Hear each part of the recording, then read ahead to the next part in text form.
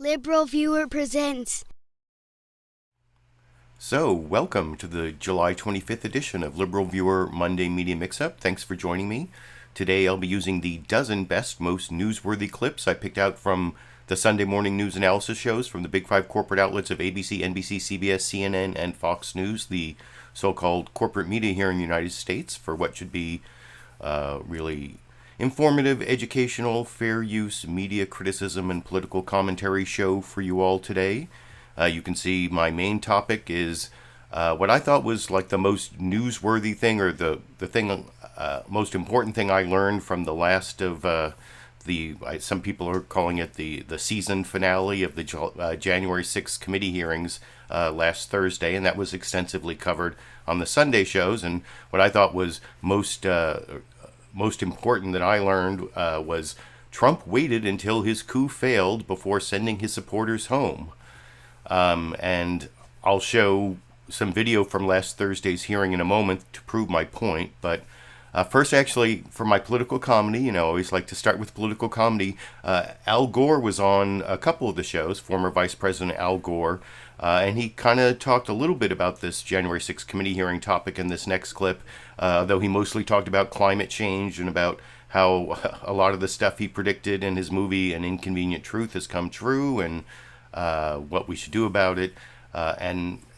You'll see there was actually a lot of coverage of what my topic was last week. Joe Manchin kills planet Earth because we're not investing in mitigating climate change. And I'll talk about that a little bit more a little later. But what I thought, the political comedy part is from Al Gore, who was like famously wooden. Actually, I think made a good joke, although it's kind of a dry, wooden joke, I guess, by the end of this clip that starts off with Chuck Todd asking him about his December 2000 concession speech that was cited in the January 6th committee hearing, as you can see over in this clip. I want to shift. You talked about the broken democracy, and your concession speech from 2000 was invoked at the hearing. I want to play a clip of that and what Mr. Pottinger, who testified, said about it. Let there be no doubt. While I strongly disagree with the court's decision, I accept it. And tonight, for the sake of our unity as a people and the strength of our democracy, I offer my concession. His speech is actually a pretty good model, I think, for any candidate for any office, up to and including the president, and from any party. Vice President Pence has been called a hero by some for what he did on January 6th. What say you? Well, in the current environment, just doing what the law and the Constitution requires seems heroic to some. I'm glad he made that decision. He was a freshman congressman sitting in the chamber when I counted the electoral votes in early January of 2001. I think that those who have tried to continue promoting doubt and suspicion about the efficacy of our democracy are really performing in an anti-American way, and they should be held to account. And that committee, by the way, I want to congratulate Benny Thompson and Liz Cheney and every single member of that committee. They are performing an historic service to our nation. I'm not going to let you go without asking you this. Australia's election was a climate change election. And you talked about, in order to get that political will, Jay Inslee tried to run a climate-focused campaign, and it didn't get off the ground. Why not you, Al Gore? Why not me? Leading a climate change presidential campaign in the future. Oh, well, thank you for making the suggestion. I'm a recovering politician, and the longer I go without a relapse, the less likely one becomes. But the idea of you... Yeah, I like that joke, because I've heard that as like a lawyer joke. The first part, I've often referred to myself as a recovering attorney, but I've never heard that second part, like the longer I go without a relapse, the less likely one becomes. That anyway, I like that joke at the end. I also like Al Gore's response to that question about whether Al Gore was vice president, so Chuck Todd asked him, was Vice President Mike Pence a hero for certifying the election, just like Al Gore did in 2001, January 6, 2001? Well, no. Like, deciding not to commit a felony, I think I said this like a few weeks ago, I don't consider Mike Pence a hero because he just like put himself in the same company of every single vice president I can think of. Well, maybe Aaron Burr, but I was saying every single vice president except for Spiro Agnew, because Spiro Agnew was convicted of a felony, but he decided not to commit the felony. And then the one other thing I wanted to say about that clip was, remember the last time I used a clip of Al Gore? He had like some weird picture of the Earth in the background, and I was like, is he like doing his live stream from the moon? Is Al Gore on the moon? This time he actually used his background for the interview was the view of the Earth from the International Space Station, and because you can see that little like blue sliver over the Earth. I think it was in one of the other interviews he made the point, like, the atmosphere is very, very thin, and that little blue sliver over the Earth that was in the background when he was talking, that's our whole atmosphere. That's where he was talking from. But anyway, like I said before I showed the political comedy clip, before I get to the 5 news summaries from the big 5 corporate outlets, I'm going to show them from longest to shortest. They're actually all pretty short this week, but I wanted to show you an extended clip. This is actually 2 clips from like an hour and 40 minutes and then like 2.5 hours into the 8th of the January 6th committee hearings. This is mostly Representative Elaine Luria, who makes the case, I think.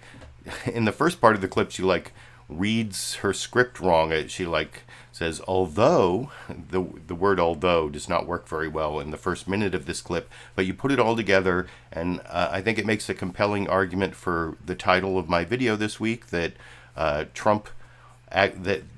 wasn't that Trump like finally relented and made that statement, go home in peace, we love you, that whole thing. He only did that after he saw on Fox News, which he was watching the entire 187 minutes pretty much.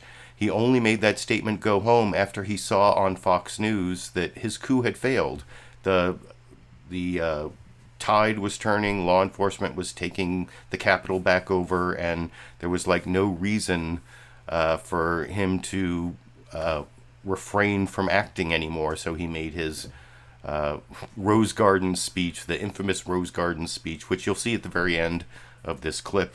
Or no, it's in the middle of or maybe like 3/5 into the clip, because I put like 2 clips together to show Representative Luria making the argument that I used for the title of my video, and you can let me know what you think about that after we watch it together over here.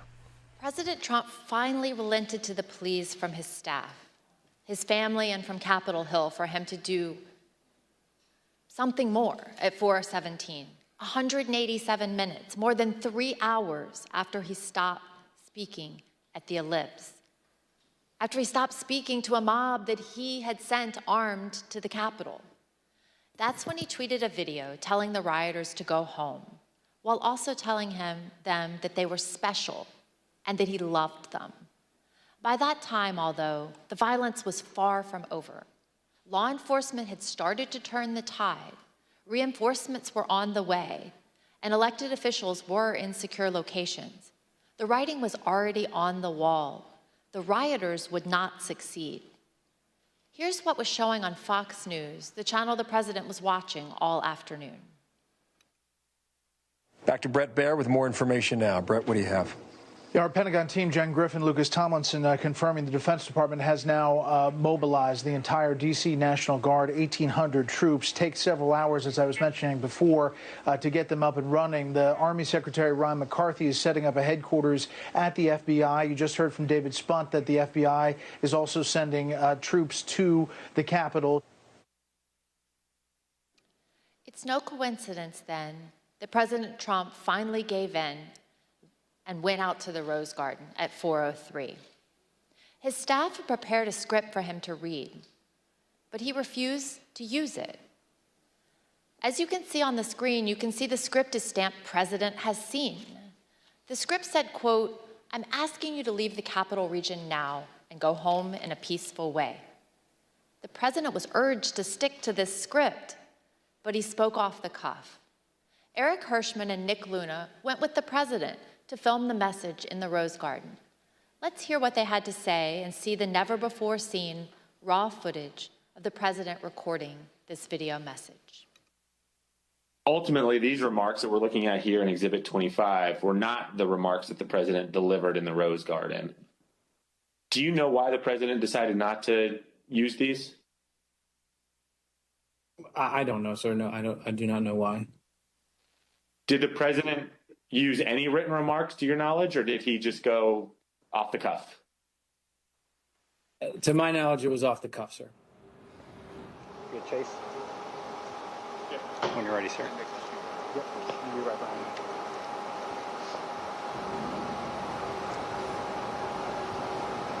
you. You tell me when you're ready, sir.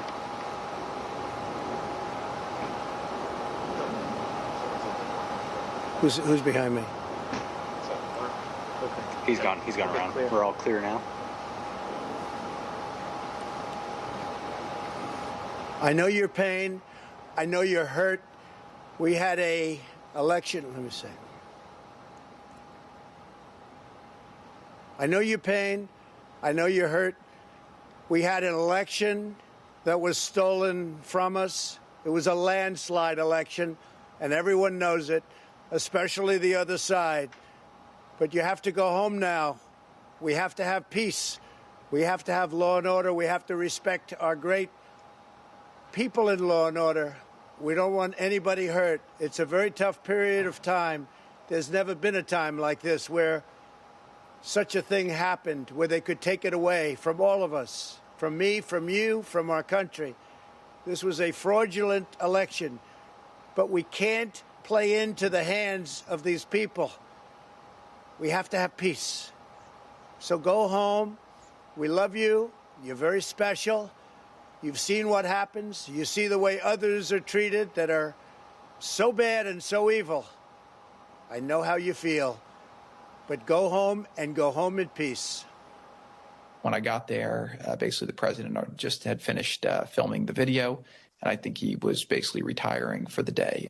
Was there any discussion about the president releasing a second video that day? Not that I recall. When he finished his video, I think everyone was like, day's over. People were pretty drained. Were pretty what? Drained. But we say day over. I mean, there were still people in the Capitol at that point, weren't there? There were people in the Capitol, but I believe by this stage, law enforcement, and I'd have to go back and look, but I believe law enforcement was either there or moving in or going to take charge. I just say people were emotionally drained by the time that videotape was done. In tonight's hearing, we've gone into great detail about the events inside the White House on January 6th. We've described how the President of the United States, who was bound by oath to the Constitution and by duty to ensure the laws are faithfully executed, took no action when the cornerstone of our democracy, a peaceful transition of power, was under attack. But it's more than that. Donald Trump summoned a violent mob and promised to lead that mob to the Capitol to compel those he thought would cave to that kind of pressure. And when he was thwarted in his effort to lead the armed uprising, he instigated the attackers to target the vice president with violence, a man who just wanted to do his constitutional duty. So in the end, this is not, as it may appear, a story of inaction in a time of crisis. But instead, it was the final action of Donald Trump's own plan to usurp the will of the American people and remain in power. Not until it was clear that his effort to violently disrupt or delay the counting of the election results had failed did he send a message to his supporters in which he commiserated with their pain and he told them affectionately to go home.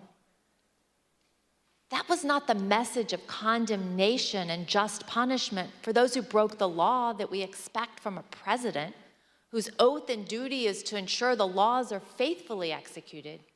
But instead, it was his newest version of stand back and stand by.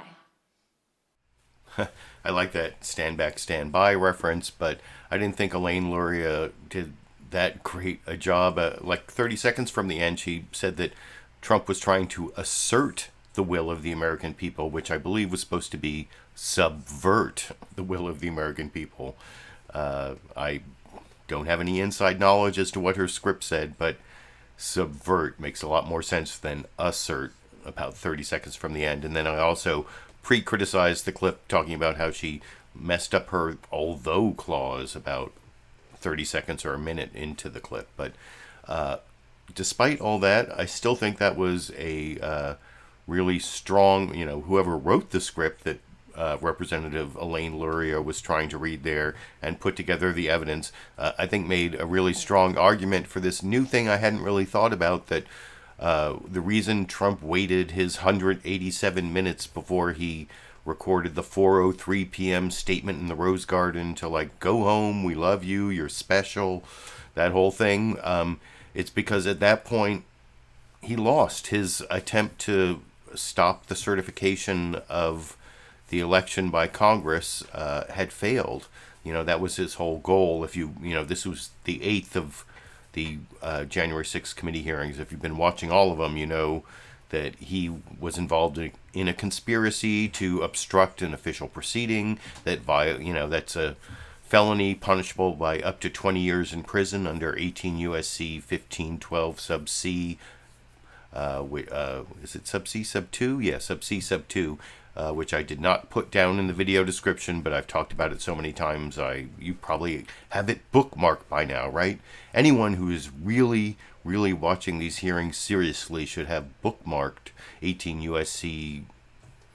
Section 1512, and of course sub C sub 2, but then you just have to scroll down for that. But yeah, that is obstructing an official proceeding. That's actually the witness tampering statute.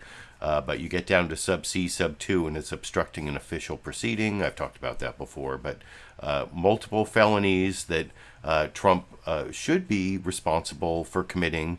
And another one is seditious conspiracy, and I'll talk about that a little more when I get to the Adam Schiff clip a little later. But anyway, I thought that clip showed the evidence and the script, even if it wasn't read perfectly by Representative Luria, that supports the title of my video, that Trump waited to see that his coup had failed before he told his supporters to go home from the Capitol. Now I'm going to get to the news summaries. The longest news summary this week was actually the Fox News Sunday one. There was a very brief news summary on Meet the Press. This week, Chuck Todd had no package. Something happened to his package. Normally he does a live intro and then a pre-recorded video package. No package this week. But Fox News Sunday managed to give the longest news summary without even mentioning the topic that I thought was the most important topic this week, other than climate change, which is the January 6th committee hearings finding that Trump waited until his coup had failed to tell his supporters to go home. None of that's in the news summary, and my favorite part is the introduction from Bret Baier before he hands it over to Jacqui Heinrich, where he says Biden has COVID, low poll numbers, and high inflation. How did he catch those low poll numbers and high? I know how he caught COVID, because I've talked for the last couple of weeks about how the BA.5 subvariant of Omicron is sweeping the nation. But how did he catch those low poll numbers and high inflation? Well, anyway, I'll talk about that a little more after we watch the first of the 5 news summaries I'm going to show you together over here. And hello again from Fox News in Washington. The pandemic that has plagued Americans for nearly 2.5 years has finally caught up with President Biden. The president's positive test scuttling a busy upcoming travel schedule where he was to hit the road to sell his domestic policy plans as he battles low poll numbers and high inflation heading into the midterms. In a moment, we'll speak with White House COVID response coordinator Dr. Ashish Jha about the president's health. But first, let's turn to Jacqui Heinrich live at the White House, where the president has been working in isolation. Jacqui? Bret, President Biden is most likely infected with the highly contagious BA.5 subvariant, his physician writes. And though his condition's improving, he has new symptoms, a sore throat and body aches, though described as less troublesome. And he still has a runny nose, deep voice, and loose cough. So far this weekend, no new photos or video of the president. The last time we saw him was Friday. Let me start by apologizing for my voice. I'm feeling much better than I sound. After a second day of treatment with the antiviral Paxlovid, White House physician Dr. Kevin O'Connor says Biden's vital signs are, quote, entirely normal. His oxygen levels excellent. And though he's using an inhaler for cough, he has no shortness of breath at all. Good afternoon. Good afternoon, everybody. Seeking to downplay concerns about the 79-year-old's diagnosis, the White House has not made O'Connor available for questions, officials answering instead, sometimes adding details not seen in the doctor's letters. Well, he did not have a fever last night. Just to make that clear, I think Dr. Jha made that very clear. 99.4 is not a fever. It's not even a low-grade fever, so he did not have a fever last night. He gave the Tylenol for discomfort. The president is fully vaccinated, twice boosted, and continuing to carry out his duties in isolation, where he'll stay through Tuesday. He could resume his schedule Wednesday if he tests negative. So far, no new cases among the president's 17 close contacts, which include the vice president and first lady. Both are following CDC guidelines to stay masked for 10 days, but because they're up to date on vaccinations, will not need to isolate. Bret? Jacqui Heinrich reporting from the White House. Jacqui, we'll see you a little later on the panel. Joining us now is White House COVID response coordinator, Dr. Ashish Jha. Dr. Jha. And Dr. Ashish Jha was on multiple programs this week. I'm not having any clips really talking about COVID other than news summaries. I talked about it last week and the week before. I even said I didn't think there was enough focus on it. So I guess Fox News really focused on it this week because Biden got COVID and they wanted to make him look as weak as possible. I don't know, but I'm actually not feeling so great today because yesterday I got my 4th COVID shot. I've said last week, I showed that clip of Ashish Jha saying if you're over 50 and you haven't gotten a booster in 2022, you should get your booster. And I think I even said last week I was going to do it. I meant to do it earlier in the week, but I didn't have time. So the first time I had to do it was yesterday. And honestly, I'm not feeling great. My muscles are kind of sore and I'm a little bit tired, but that doesn't stop me from coming here and doing my live stream every Monday as I promised to do, especially for my biggest fans. Like, oh, thank you, Tom Trask, for your Super Chat contribution. And I saw Matthew, right before I started, gave a Super Chat contribution. I saw Lulu Girls back this week.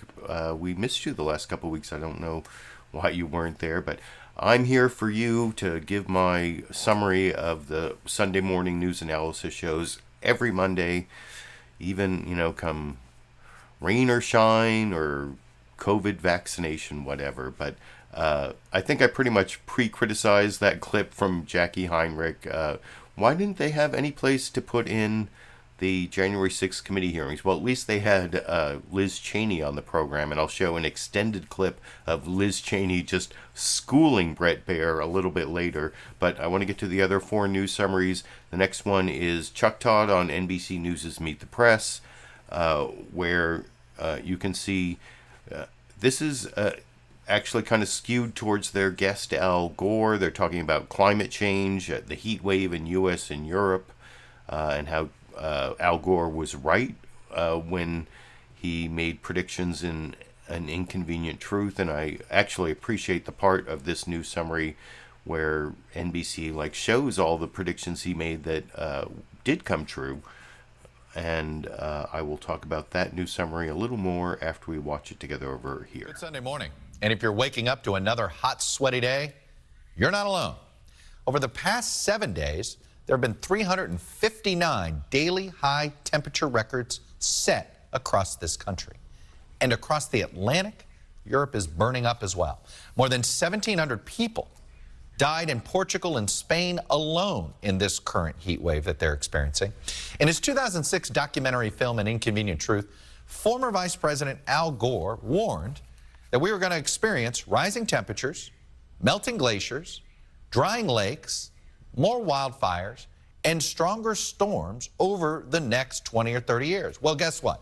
In the 16 years since that film debuted, we've seen rising temperatures, melting glaciers, drying lakes, more wildfires in more states in this country, and yes, stronger storms. We've experienced a lot of that in the last 10 days alone. So despite all of the evidence staring us in the face like a hot sun, the United States remains a reluctant soldier in the fight against global warming. Just this month, Democrat Joe Manchin punted again on what was left of President Biden's climate bill, which is already opposed by all 50 Senate Republicans. In his documentary way back in 2006, Mr. Gore said this.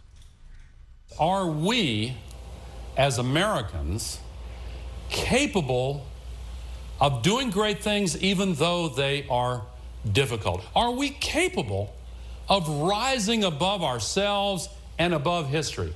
Well, the record indicates that we do have that capacity. And joining me now is Al Gore. Mr. Vice President, welcome back to Meet the Press. Thank you very much, Chuck. Thank you for... And I already showed the Al Gore clip. But before I get to the next news summary, I wanted to thank one of my... Where did it go? Oh, it's on the desktop. That's right. I want to thank one of my regular viewers, Sealbeater, for reminding me of something I wanted to criticize Fox News about. The Fox News summary. Hold on. There we go. The Fox News Sunday news summary, they attacked attacked Biden's press secretary for adding new information that Biden didn't have a fever. Didn't have a fever because here's what Sealbeater. Oh, I already did that. Here's what Sealbeater said.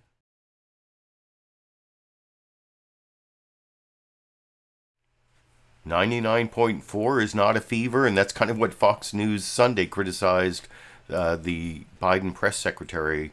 What is it, Karine Jean-Pierre, is that her name? I'm sorry if I got that wrong, but no. The answer is no. I come from a medical family, and while I was watching this news show, my wife actually was yelling about this when we heard about Biden's condition. A fever does not start until 100.5. 100.5 Fahrenheit. That is when you have a fever. Anything between 98.6 and 100.5, normal. Normal. No, so to answer Sealbeater's question, trust me.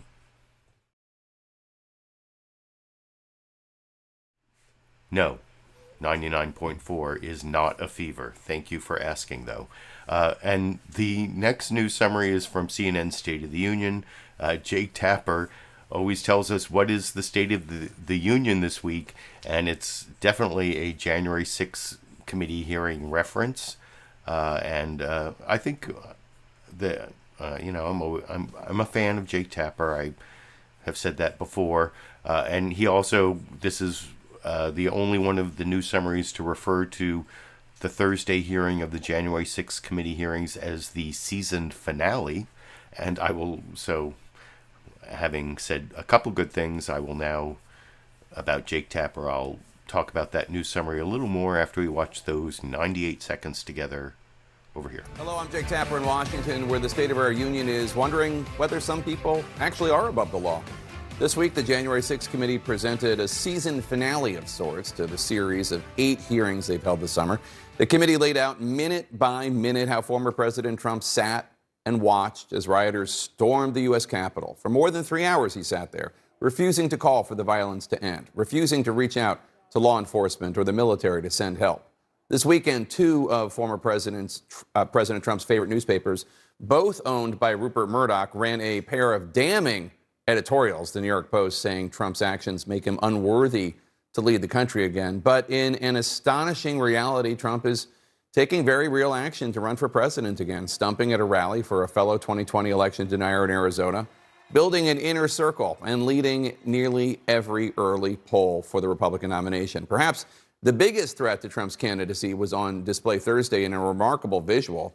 In this Democratic-led Congress, the person who led the committee's hearing Thursday was a Republican, Congresswoman Liz Cheney, who has relentlessly called out former President Trump and those around him and put her own political career on the line to call out his actions. President Trump is a 76-year-old man. He is not an impressionable child. Just like everyone else in our country, he is responsible for his own actions and his own choices. And join me now from her home state of Wyoming, the vice chair of the January 6th committee, Republican Congresswoman Liz Cheney. And my one criticism of that clip is they showed Liz Cheney making that great statement, you know, Donald Trump is a 76-year-old man, not a, you know, little child or whatever. I'm sorry. But that wasn't from Thursday. That was from one of the previous hearings, and they didn't mark it as such. So that's my one criticism, that they used an old clip of Liz Cheney as part of that introduction. But otherwise, I thought that was a great news summary for being 98 seconds. This is under a minute. ABC's This Week with George Stephanopoulos, their, I don't know, permanent co-host. No, I can't even remember what Jon Karl's title is, but he's in as the host this week. And that news summary is also talking about the January 6th committee hearing and then Biden getting COVID, because they also have Ashish Jha on, and I will talk about that a little more after we watch that clip together over here. And welcome to This Week. On January 6th, the world could see that Donald Trump did nothing to stop his supporters as they assaulted the Capitol. But Thursday's primetime hearing brought us inside the West Wing to see what the former president was up to for the more than 3 hours the Capitol was under attack. The committee presented testimony of those who were with Trump that day, and never before seen video outtakes of his anger 24 hours later, as his top aides and his own family pressured him to finally condemn the violence. My only goal was to ensure the integrity of the vote. We're going to talk about the hearings and what's next for the committee with the Republican who led the questioning this week. But we begin this morning with the current president, now in day 3 of his COVID illness, in isolation in the White House residence. Joining us now for a quick update on the president's condition is the White House COVID-19 response coordinator, Dr. Ashish Jha. Dr. Jha, So yeah, ABC talked about January 6th, and they also talked about the president having COVID, which is, of course, a big story.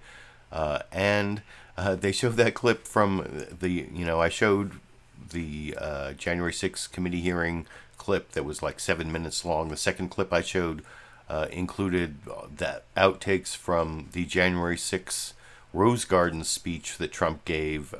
Was it like 4:03 p.m. or whatever?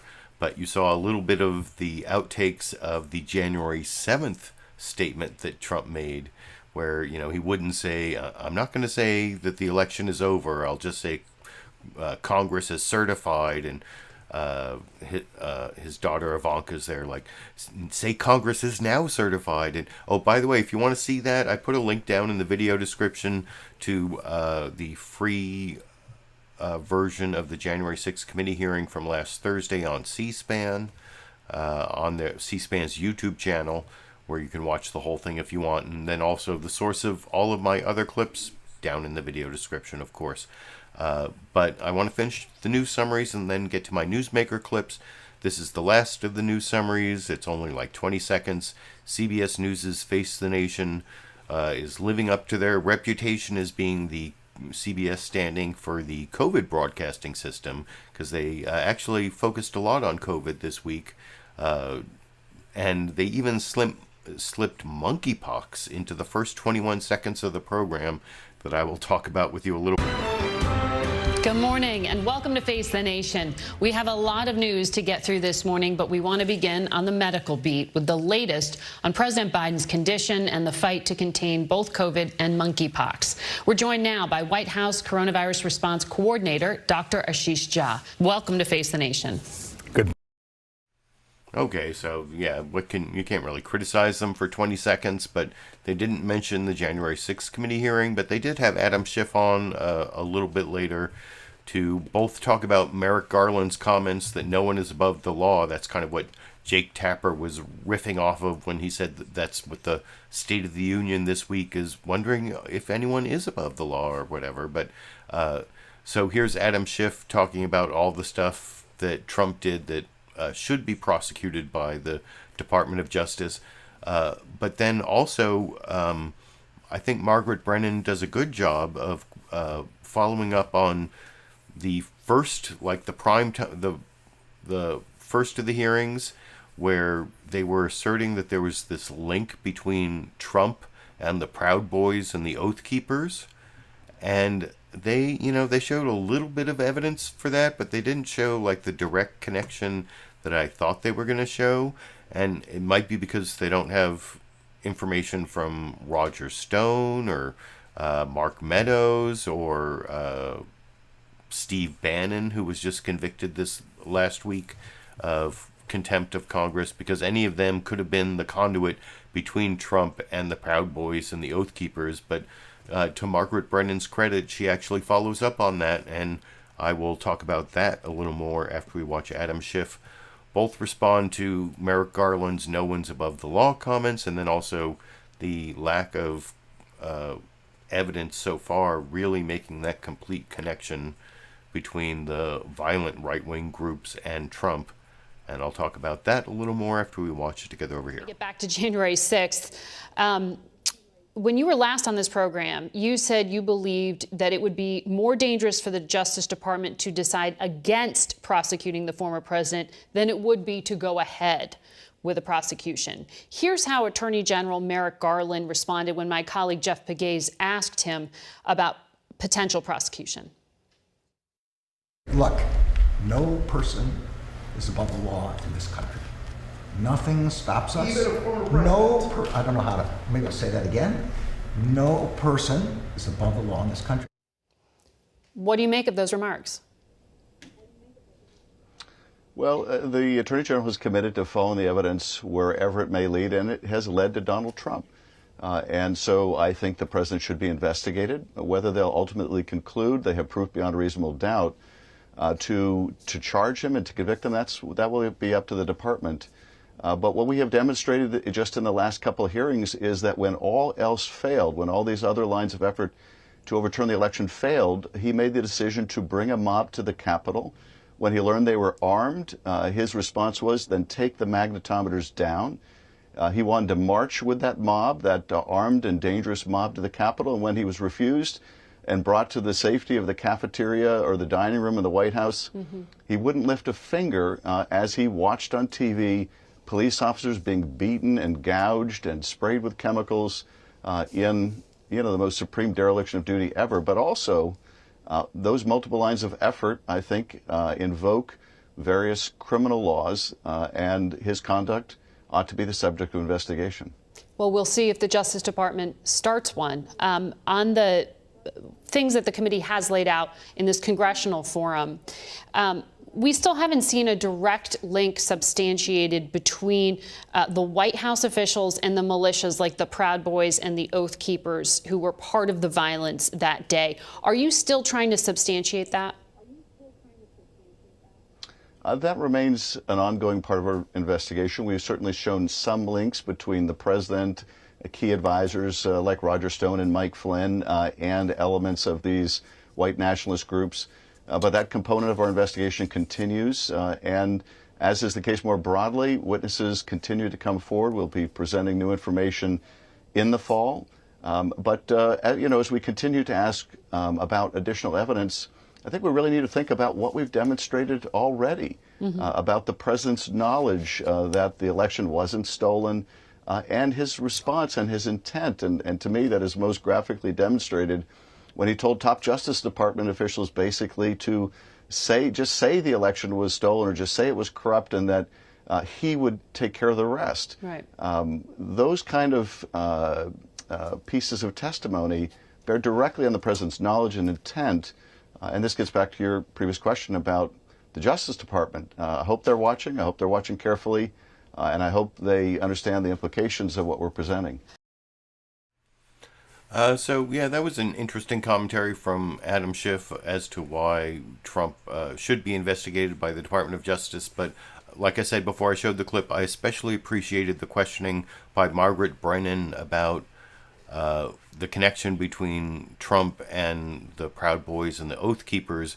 You may remember that I did a live stream about the first January 6th committee hearing. I was talking about that before the clip, and it was called "Who Conspired with Proud Boys, Oath Keepers to Overthrow U.S. Democracy?" And here I put a link in the live comments there if you want to check that out. Oh, I'm getting like poor stream quality. Am I gonna have to upload the live version again? The recorded version of whatever. That is a lot of time that I have to spend on this. And as I said before I started this live stream, in the comments, if you're watching, I have a Zoom meeting that starts in 38 minutes I have to get to. So I have to finish up this live stream, and if there's some problem with the quality of the stream, then I guess I will upload the recorded show in a couple hours. We'll see how it goes. But anyway, that's my media criticism and political commentary on the CBS News Face the Nation clip. This next clip, this is my favorite clip of all the newsmaker clips today. This is Liz Cheney, Republican Representative Liz Cheney, who I'm not a fan of her at all, but I think more and more maybe she'll end up being the first woman president because the way she's creating a bipartisan coalition that might support her. And this is first Liz Cheney trying to justify herself to Fox News viewers. This is Liz Cheney basically battling back against a lot of the Fox News talking points that I've heard trying to disparage the work of the January 6th committee hearing. And this is also the longest newsmaker clip. I will talk about it with you a little more after we watch it together over here. What will the committee's report have to say about why the assets like National Guard weren't prepped and ready? Is there a testimony already gathered on Speaker Pelosi's decisions or the Sergeant of Arms in the House and Senate on that regard? Yeah, we have an entire team. We've got 5 different teams in the investigation. One of them is totally focused on all of those issues of security at the Capitol and the response of the Capitol Police, the response of the National Guard, the response of the Capitol Police Board, what was going on at the Pentagon that day. So it's an entire focus of the investigation. You will see in our report, you will likely see in upcoming hearings. And so it's certainly something that we're going to be very focused on. But what we aren't going to do, Bret, is blame the Capitol Police, blame those in law enforcement for Donald Trump's armed mob that he sent to the Capitol. Okay. I think clearly there were intelligence failures. Clearly the security should have operated better than it did. But this was a mob Donald Trump sent to the Capitol, and I think that's important to keep our eye on. There are several witnesses who say they met with President Trump on January 4th, and he offered some 20,000 National Guardsmen to protect the Capitol building on January 6th, but the offer was rejected. Is that true? Do you know that to be true? Well, his own acting Secretary of Defense says that's not true. Chris Miller has testified publicly that Donald Trump never issued any order to deploy the Guard to protect the Capitol. And so I would point people to his own Secretary of Defense's public testimony. And we also know that on January 6th, while the attack was underway, Donald Trump did not place a single phone call to anyone at the Pentagon. He didn't place a single phone call to anyone at the Justice Department to say deploy law enforcement. He didn't place a single phone call to anybody at the Department of Homeland Security. And so the notion that somehow he issued an order is not consistent with the facts. Okay, we'll listen to what comes out of the hearing, but you know the critics of the January 6th committee say it's a show trial. You know, how do you respond to that? They list these things. They say it's produced by television professionals who clearly lean left. It airs in prime time. There's no opportunity for the target to defend or put forth a defense. There's no cross-examination of witnesses, a duty deeply ingrained, they say, in American notions of due process. They say House rules require an aiming for a ranking member to be put forward by the minority. They have a problem with the fact that you are that ranking member, even though you were selected by House Speaker Nancy Pelosi. So how do you respond to that criticism? Well, I think it's important to remember the facts. And the first fact is that we all supported a bipartisan outside commission. Kevin McCarthy himself said on the floor of the House we needed a bipartisan outside commission to investigate this attack. And then after he negotiated with the Democrats and got all of the terms he wanted, he pulled the rug out from under the Republicans who were supporting it and made sure that it was defeated in the Senate. And so then once the bipartisan outside commission was defeated, the only alternative left to us was this committee.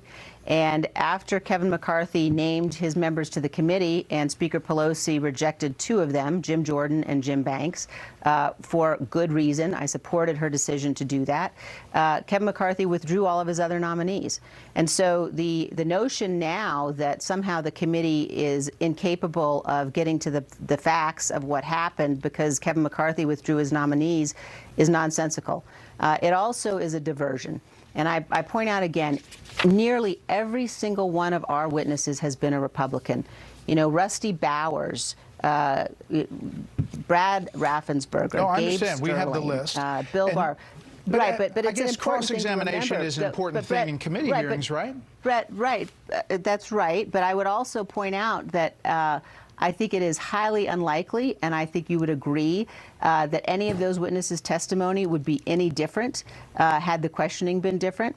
And it would be a dereliction of our duty to be in a position where, because Kevin McCarthy decided to withdraw nominees, and he decided to do that, I'm quite confident, because Donald Trump told him to. Because Kevin McCarthy decided not to participate in the committee, that somehow the House of Representatives cannot investigate the single worst attack on the United States Capitol since the War of 1812. Right. And it is also a diversion from what we know. The facts are indisputable that while the Capitol was being attacked by a mob sent by Donald Trump, armed, Donald Trump would not tell them to go home for over 187 minutes. That is a dereliction of duty like we have never seen before. Today, as the primary day approaches, there is also a pervasive belief among Cheney's team that her unorthodox strategy in 2022 may put her in a stronger position for the 2024 presidential contest. Cheney's fierce anti-Trump message as vice chairman of the Congressional Committee investigating the insurrection has strengthened her national brand while expanding a national network of donors and Trump critics in both parties who could boost a prospective White House run.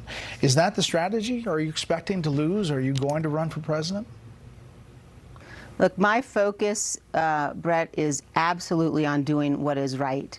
And that is what's guided me ever since last election and in the lead up to the objections in the House and the work that I did to help to make sure that my colleagues understood that we could not overturn an election in the House on January 6th. It's guided me at every moment since then, and it's guided my work on this committee. And look, it's not just me that is saying that Donald Trump is unfit for office. It's other entities owned by Rupert Murdoch. It's the New York Post in their editorial on Friday. It's the Wall Street Journal said the same thing after our hearing on Thursday night. So I'm going to continue to be guided by making sure I do my duty and making sure that the American people understand the truth. Ooh, that was like a sick burn at the end, because I believe that was the first mention on Fox News at any time of the New York Post and Wall Street Journal editorials saying that Trump was unfit to be president. And, you know, the Wall Street Journal and the New York Post are owned by, you know, News Corp, the Fox News, or that also owns Fox News, you know, the Rupert Murdoch controlled corporation. So that was like the first time Fox News viewers heard that last point. But she just went through and knocked down all the stupid anti-January 6th committee hearing talking points that you hear on Fox News over and over again. And you can even hear like Bret Baier kind of stammering during part of that. But anyway, also I appreciate those of you telling me the stream is looking okay. You know, there was like 8 minutes there ending a couple minutes ago where it said poor. My stream quality according to YouTube now it says good. So maybe, because I really don't have time to upload the recorded version if it's watchable, so hopefully it is. And you know, I was talking before I showed that clip about how Liz Cheney might be the first woman president, and I didn't say I was going to vote for her. I would never vote for Liz Cheney for president because you know, I know the Cheney militarism, you know, Dick Cheney, the head of Halliburton, that there was one other thing where like the next question that Bret Baier follows up with after what the clip I showed was, you know, what do you think about Hunter Biden profiting off of Joe Biden, or the whole Hunter Biden, Joe Biden controversy? Is that something we should investigate? And Liz Cheney says, well, no one should ever like profit off their public service. And I yelled out when I watched that the first time on Fox News, Dick Cheney Halliburton, Dick Cheney Halliburton. So yeah, no, I'm not saying I'm going to vote for Liz Cheney to be the first woman president, but she's doing this weird pivot where maybe she could like put together a coalition, you know, after the Republican Party implodes, which I'm going to talk about a little more when I get to the last clip with Maryland Governor Larry Hogan. But the next couple clips here are actually, well, here's Liz Cheney also showing how she has become more moderate on some social issues, or apparently I think she voted to codify Roe v. Wade, and she definitely was one of the I'm pretty sure she did, and then she was also one of the 47 House Republicans that voted to codify protections for same-sex marriage. And Jake Tapper asked her about that. That's the other thing I was going to mention. You notice Jake Tapper in his State of the Union news summary, even though it was only 98 seconds long, he did fit in the news about how the Wall Street Journal and the New York Post, the Rupert Murdoch-owned newspapers, had come out saying Trump was unfit to be president of the United States. But here is Jake Tapper asking Liz Cheney about how, like, 10 years ago, she was against same-sex marriage, even when it created a rift with her lesbian sister.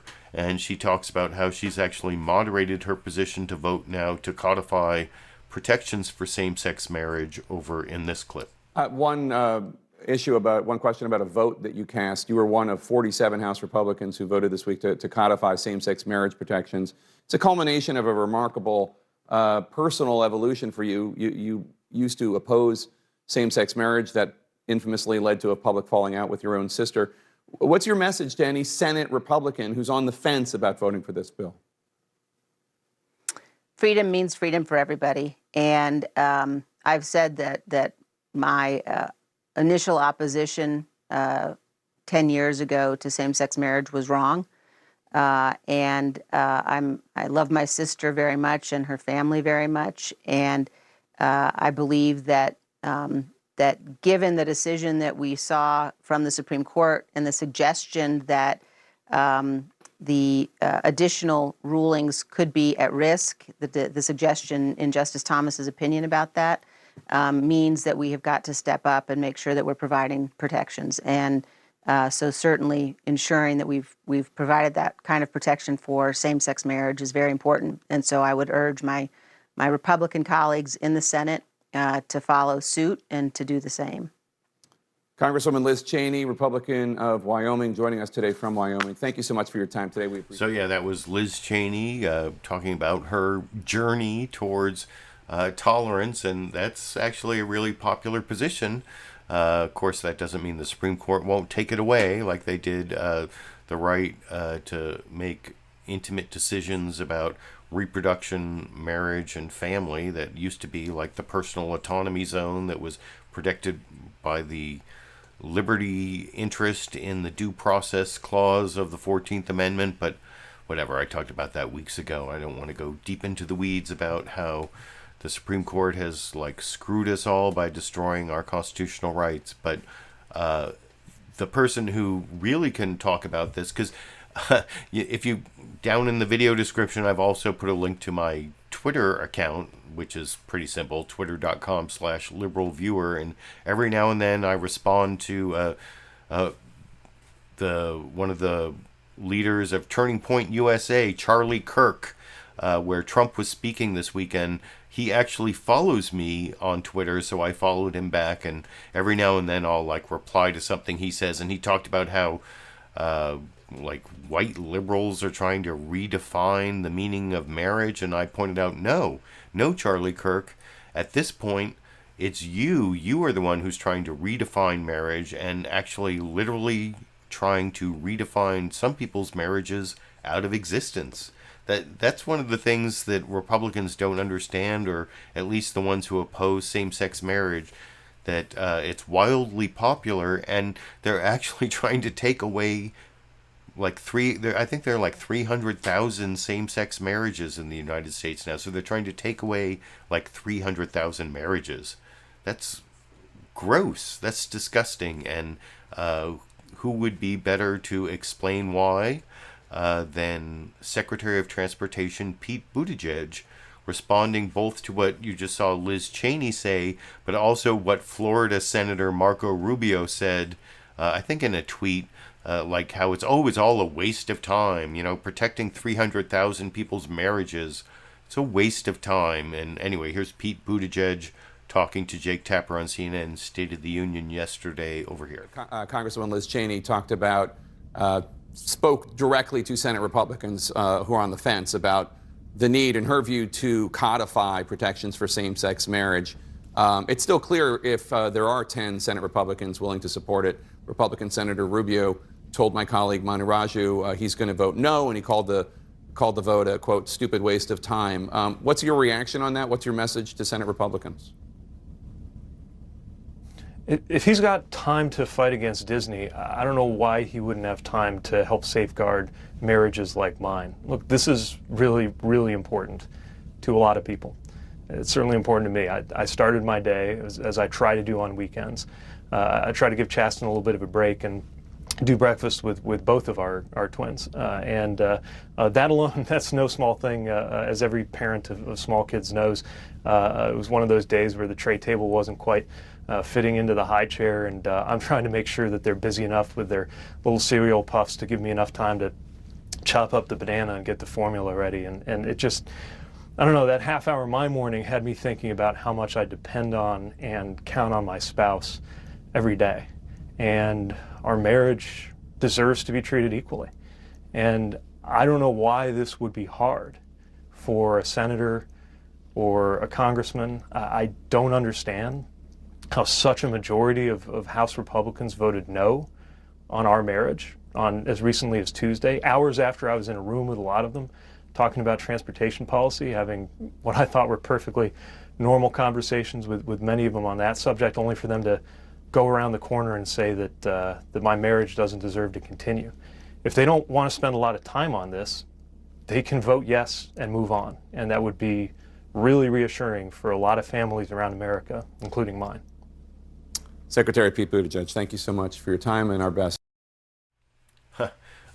Jake Tapper gives his best to his husband and his progeny, and respects his marriage, unlike a lot of Republicans, including Marco Rubio, who has already responded to that on Twitter by saying that I think it was Pete Buttigieg is Harvard educated, but he doesn't understand the difference between federal and state, and marriages are supposed to be for the states or something, but whatever. Anyway, I actually thought Pete Buttigieg is showing what a great communicator he is there, and you can let me know what you think down in the comments section. And the last clip I want to show, actually, Governor of Maryland Larry Hogan has been on a bunch of shows over the last several months as like a anti-Trump Republican, trying to talk about the future of the Republican Party without Trump, and talking about how, you know, he is a Republican governor in a, you know, purple to bluish state, Maryland, and he's successful. So, you know, and he's even talked about running for president as like a Trump alternative, but since he's terming out of office, and there was a primary for his replacement, and the Trump-backed, like, QAnon conspiracy candidate actually won, even though this guy, Larry Hogan, endorsed someone else. And I don't know, I usually don't choose clips of Larry Hogan, even though he's actually a reasonable guy and says a lot of true things. But I don't know, I was trying to think why it was that I don't choose his clips, and I think he kind of reminds me of someone from Star Trek. You know, you can see I have my, like, Mr. Spock cup over my left shoulder here. I'm a big Star Trek fan, but it's actually Star Trek Deep Space Nine. He kind of reminds me of this alien who was at the bar in Quarks all the time but never said anything. Morn, for the Deep Space Nine fans out there, Morn. And maybe that's why I don't want to hear what he has to say, and I rarely choose his clips, because Morn never said anything. But this is actually an important analysis of the future of the Republican Party, in that it's Trump's party, and even if Trump isn't the head of it, it's Trumpism.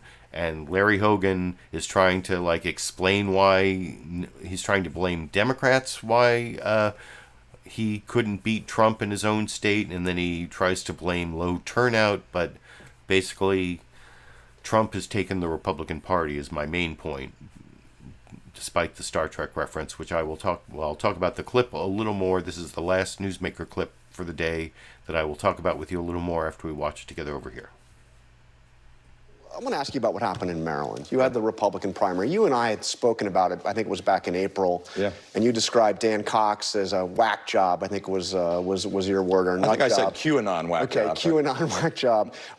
He won, and he won decisively with Donald Trump's endorsement. You obviously did not endorse him. What happened? Why? Well, it was kind of unprecedented collusion between the Democratic Governors Association and Donald Trump, and both of them were promoting a conspiracy theory, believing kind of nut job.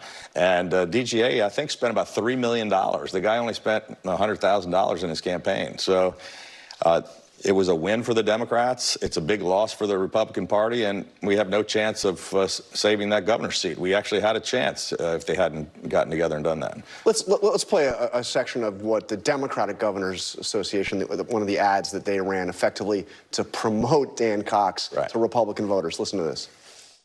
Meet Dan Cox, Donald Trump's hand-picked candidate for Maryland governor. Cox worked with Trump, trying to prove the last election was a fraud.